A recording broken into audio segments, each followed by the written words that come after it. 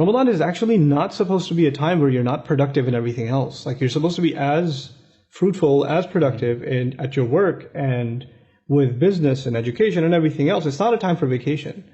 You know, in some Muslim countries, for example, people stay up until like Fajr almost, and then pass out until like 4 p.m. just in time for iftar and start all over again. They become like creatures of the night or something, because that's what Ramadan is supposed to be. That's silly. That's not the point of this month. As a matter of fact, the nightly prayers, they are just really a manifestation of tahajjud.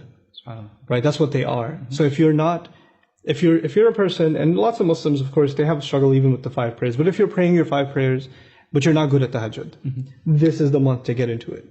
This is the وَرَتِّلِ الْقُرْآنَ تَرْتِيلًا. Even the ayah reciting the Qur'an in slow rhythmic tone is an ayah about the night prayer, right? And Taraweeh is actually supposed to be this exercise for the night prayer. So even if you don't catch the Taraweeh, but you actually get up for tahajjud, that's even better for you.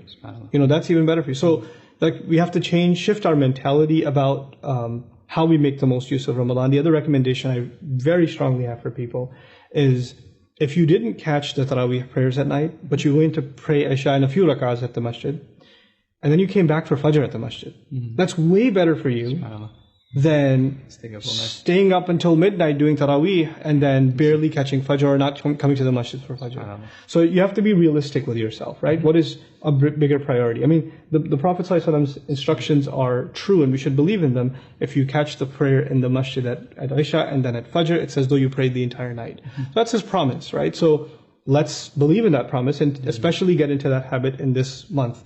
I personally believe, you know, in my personal life and my friends and students, I recommend, if you can make a habit out of Fajr and Isha at the masjid, then you're just going to have a productive life. Allah is going to put some barakah in your life throughout your day, throughout your night.